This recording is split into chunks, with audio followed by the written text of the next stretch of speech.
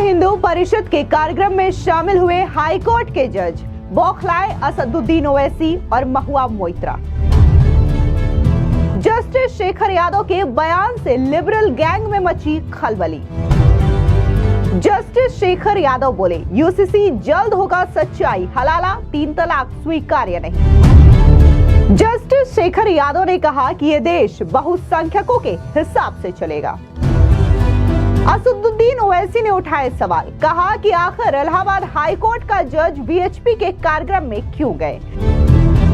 नमस्कार, स्वागत है आपका। आप देख रहे हैं द न्यूज़ और मैं रानी गुप्ता आपके साथ। बीते दिनों इलाहाबाद हाईकोर्ट के जज शेखर यादव विश्व हिंदू परिषद के कार्यक्रम में शामिल हुए थे। इस कार्यक्रम में शामिल होकर के उन्होंने ट्रिपल तलाक, हलाला और यूसीसी समेत कई मुद्दों पर बेबाकी से अपनी राय रखी थी। इतना ही नहीं, उन्होंने ये तक कह दिया कि यह देश बहुसंख्यकों के हिसाब से चलेगा। अब जैसे ही उनका ये बयान सामने आया, इनके बयान को लेकर के लिबरल गैंग के साथ साथ विपक्ष में खलबली मच गई है। दरअसल आपको बता दें कि असदुद्दीन ओवैसी के अलावा महुआ मोइत्रा ने भी इस पर सवाल उठाए हैं और ये कहा है कि जज के खिलाफ एक्शन लेना चाहिए, स्वतः संज्ञान लेना चाहिए। दरअसल आपको बता दें कि टीएमसी की सांसद महुआ मोइत्रा ने इस मामले में सवाल उठाते हुए कहा कि सीजीआई संजीव खन्ना से मांग है कि वो इस मामले पर स्वतः संज्ञान ले। वहीं दूसरी ओर बात अगर हम असदुद्दीन ओवैसी की करें तो उन्होंने अपने सोशल मीडिया साइट एक्स पर पोस्ट साझा करते हुए कहा कि वीएचपी पर कई बार प्रतिबंध लगाया गया। यह आरएसएस से जुड़ा हुआ है, एक ऐसा संगठन जिसे वल्लभ भाई पटेल ने घृणा और हिंसा की ताकत होने के कारण प्रतिबंधित किया था। यह दुर्भाग्यपूर्ण है कि एक उच्च न्यायालय के न्यायाधीश ने ऐसे संगठन के सम्मेलन में भाग लिया। इस भाषण का आसानी से खंडन किया जा सकता है, लेकिन माननीय न्यायाधीश को यह याद दिलाना अधिक महत्वपूर्ण है कि भारत का संविधान न्यायिक स्वतंत्रता और निष्पक्षता की उपेक्षा करता है। मैं उनका ध्यान AOR एसोसिएशन बनाम भारत संघ की ओर आकर्षित करना चाहता हूं।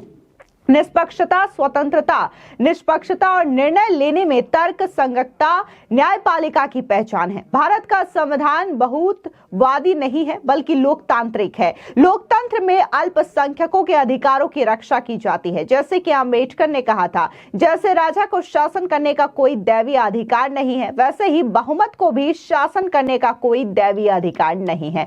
ये भाषण कॉलेजियम प्रणाली पर आरोप लगाता है और न्यायिक निष्पक्षता पर सवाल खड़े करता है। वीएचपी के कार्यक्रमों में भाग लेने वाले व्यक्ति के सामने अल्पसंख्यक पार्टी न्याय की उम्मीद आखिर कैसे कर सकती है। तो वहीं दूसरी ओर महुआ मोइत्रा ने भी अपने सोशल मीडिया साइट एक्स पर पोस्ट करते हुए वीएचपी के कार्यक्रम में जज के जाने पर सवाल उठा दिया है और यह कह दिया है कि सीजीआई को इस मामले में स्वतः संज्ञान लेना चाहिए। दरअसल आपको बता दें कि इलाहाबाद हाईकोर्ट के जस्टिस शेखर यादव ने कहा कि मुसलमानों के हलाला, 3 तलाक और 4 बीवियां रखने की प्रथाएं अस्वीकार्य है। इसके अलावा उन्होंने वीएचपी के कार्यक्रम में क्या कुछ कहा है, आप भी सुनिए। डेफिनेशन में था सेक्शन 3R में, work can be created by any person professing Islam, और ये प्रोफेसिंग इस्लाम वाले वर्ड्स 1913 से 2013 तक कांस्टेंट थे। उनकी प्रॉपर्टी है, वो जैसे मर्जी मैनेज करे, दूसरे को क्या फर्क पड़ता है। हमारी प्रॉपर्टीज में कोई इंटरफेयर थोड़ी कर रहा है। 2013 में जो अमेंडमेंट आए, बहुत सारे अमेंडमेंट्स आए, उसमें से एक इंपॉर्टेंट अमेंडमेंट ये था कि प्रोफेसिंग इस्लाम वर्ड हटा दिया।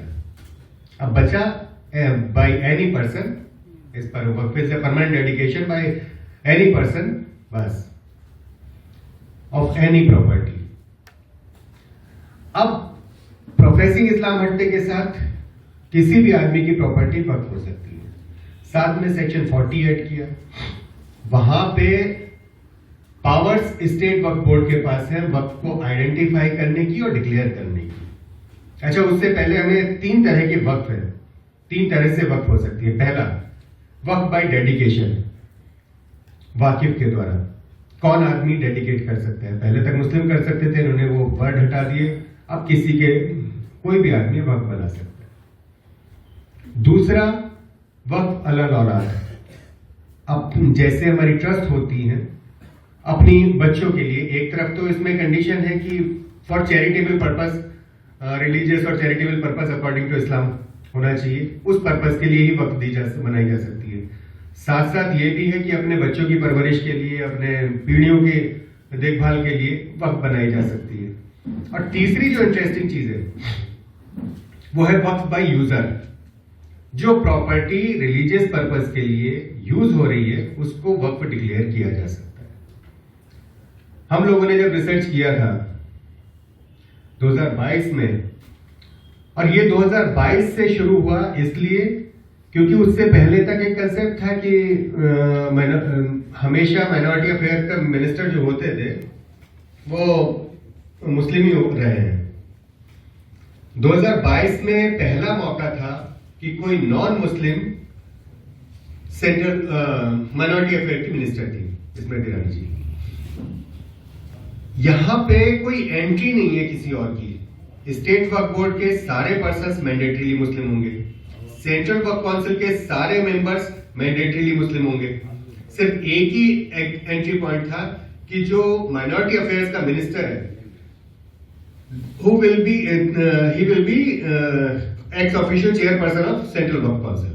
तो उस कैपेसिटी में स्मृति ईरानी जी के सामने भी ये बात है। हम लोगों को मौका मिला, हमने पूरी रिसर्च करके इसमें छांट के उनके सामने प्रपोजल रखे और हमें कहते हुए गर्व होता है कि आज जो अमेंडमेंट आया है, हमने साल भर तक इस पर रिसर्च की, कई राउंड डिस्कशन हुए, 80-90% सारे के सारे वो है अमेंडमेंट जो हमने प्रपोज किए थे, हमारी सेंट्रल टीम ने प्रपोज किए थे लीगल से।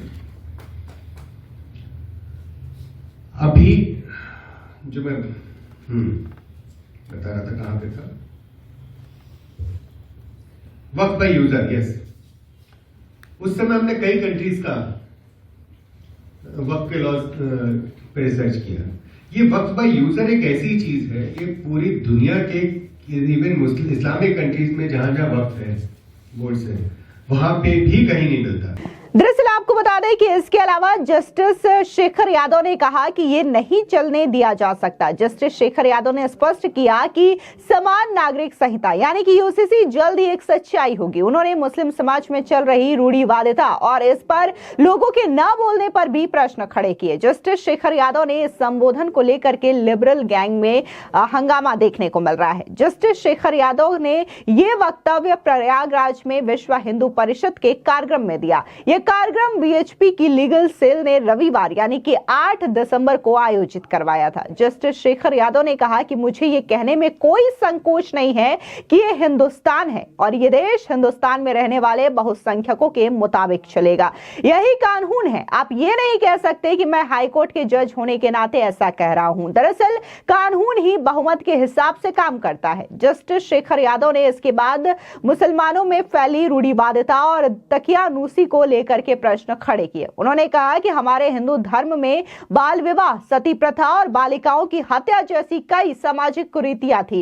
राम मोहन राय जैसे सुधारकों ने इन कुरीतियों को खत्म करने के लिए संघर्ष किया, लेकिन जब मुस्लिम समुदाय में हलाला, 3 तलाक और गोद लेने से जुड़े मुद्दे जैसे सामाजिक कुरीतियां की बात आती है तब उनके पास इनके खिलाफ खड़े होने की हिम्मत नहीं होती।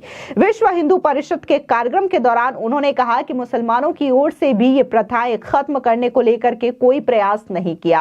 उन्होंने कहा कि आप उस महिला का अपमान नहीं कर सकते जिसे हमारे शास्त्रों और वेदों में देवी का दर्जा दिया गया है। आप 4 बीवियां रखने, हलाला करने या 3 तलाक का अधिकार नहीं रख सकते। आप कहते हैं कि हमें 3 तलाक कहने का अधिकार है और महिलाओं को भरण पोषण न देने का अधिकार है। इतना ही नहीं, जिस हिसाब से जस्टिस शेखर यादव ने ये बातें कही है, उन्होंने साफ तौर से ये तो स्पष्ट कर दिया है कि जल्द ही यूसीसी को लेकर के कानून देश में लागू होगा और ये भारत की सच्चाई है जिसे कोई झुठला नहीं सकता। वहीं दूसरी ओर आपको बता दें कि इल्तिजा मुफ्ती जो कि महबूबा मुफ्ती की बेटी हैं, उन्होंने भी हिंदू धर्म को लेकर के विवादास्पद बयान दिया है जिसको लेकर के सियासत गर्मा गई है। और इस बीच विश्व हिंदू परिषद के जो प्रवक्ता है विनोद बंसल, उनका बयान सामने आया और उन्होंने सीधे तौर पर न सिर्फ इल्तिजा मुफ्ती बल्कि विपक्ष पर भी जम के पलटवार किया। सुनिए उनका ये बयान। भारत विरोधी मानसिकता के साथ आप राजनीति अब ज्यादा नहीं कर सकते।